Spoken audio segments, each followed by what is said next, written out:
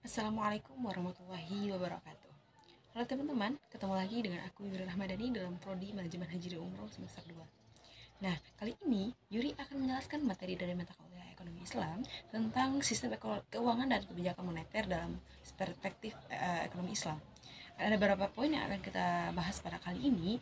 Yang pertama itu tentang konsep uang dalam Islam, dan yang kedua itu adalah ekonomi makro dan perubahan fungsi uang, dan yang ketiga adalah time flow of money as economic flow of time. Dan yang keempat adalah teori permintaan uang dalam Islam, dan yang kelima adalah instrumen moneter Islam. Nah, kita masuk ke poin pertama, yaitu konsep uang dalam Islam. Nah, fuqaha dalam mendivisikan uang lebih mengkaitkan pada unsur intrinsik dan nilai guna dari uang itu sendiri. Meskipun sebagian dari para pemikir di kalangan Islam masih mendivisikan uang itu dengan emas dan perak.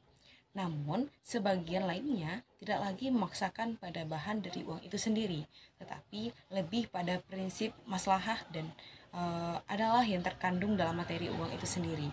Nah, uang itu adalah alat penukar atau standar pengukur nilai atau kesatuan hitung yang sah yang dikeluarkan oleh pemerintah suatu negara yang berupa kertas, emas perak, atau logam lain yang dicetak dalam bentuk dan gambar tertentu.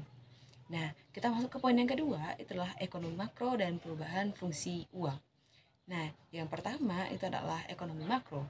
Nah, ilmu ekonomi makro adalah cabang dari ilmu ekonomi yang membahas permasalahan kebijaksanaan makro, yaitu berupa pengelolaan dan pengendalian umum. Uh, pengelolaan dan pengendalian umum tentang perekonomian secara nasional, sehingga bisa tumbuh secara seimbang dan terhindar dari keadaan-keadaan yang mengganggu keseimbangan tersebut. Nah, ekonomi makro Islam adalah ilmu yang membahas permasalahan kebijakan ekonomi secara makro, berupa pengelolaan dan pengendalian sesuai dengan ajaran Islam. Dalam membahas perspektif ekonomi Islam, ada satu titik awal yang benar-benar harus kita perhatikan, yaitu ekonomi dalam Islam itu sesungguhnya bermuara kepada akidah Islam yang bersumber dari syariatnya. Dan hal ini baru dari satu sisi, sedangkan dari sisi lain adalah Al-Quran dan Al-Karim dan As-Sunnah Nabiyiyah yang berbahasa Arab. Nah, yang kedua adalah perubahan fungsi uang. Nah, yang pertama adalah uang sebagai media pertukaran. Yang kedua, uang sebagai satuan hitung atau unit of account. Dan yang ketiga, uang sebagai alat penyimpanan nilai atau store of value. Dan yang keempat itu adalah uang sebagai standar pembayaran tunda. Nah, ada pula dampak dari perubahan fungsi uang menurut ekonomi Islam. Yang pertama itulah menghambat peredaran uang, dan yang kedua merusak stabilitas uang, dan yang ketiga menjadikan uang sebagai komoditi. Nah, poin ketiga yang akan kita bahas adalah time flow of money as economic flow of time. Nah, yang pertama, time flow of money. Nah, time flow of money dalam pandangan hukum Islam adalah perubahan riba sebetulnya sangat berkaitan dengan masalah uang sebagai perbandingan dengan teori ekonomi konvensional atau kapitalisme. Islam membicarakan sebagai sarana penukaran dan penyimpanan uang, tetapi uang bukanlah barang dagangan. Nah, yang kedua itu adalah economic flow of time. Dalam konsep ekonomi flow of time merupakan konsep di mana waktu mempunyai nilai ekonomi, akan tetapi uang tidak memiliki nilai waktu. Konsep ini bisa diartikan sebagai suatu cara atau langkah untuk memaksimalkan nilai ekonomi dalam suatu dana pada waktu periodik. Nah, yang keempat itu adalah teori permintaan uang dalam Islam. Yang pertama, teori moneter klasik atau sebelum Keynes. Teori uang dikatakan klasik karena landasan pemikiran mengenai perekonomian.